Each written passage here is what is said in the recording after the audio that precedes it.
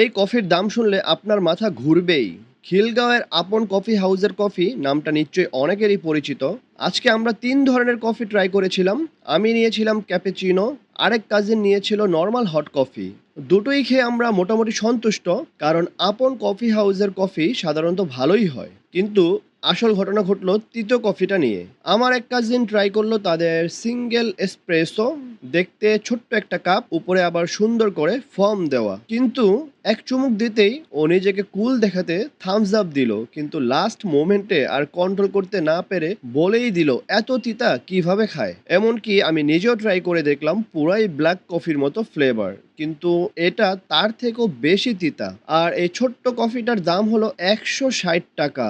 এই ছোট এক কাপ সিঙ্গেল এসপ্রেসোর দাম 160 টাকা। এটা কি আপনাদের কাছে ঠিক মনে হয়? আপনারা হলে এই কফি 160 টাকা দিয়ে খেতেন? কমেন্টে অবশ্যই জানাবেন।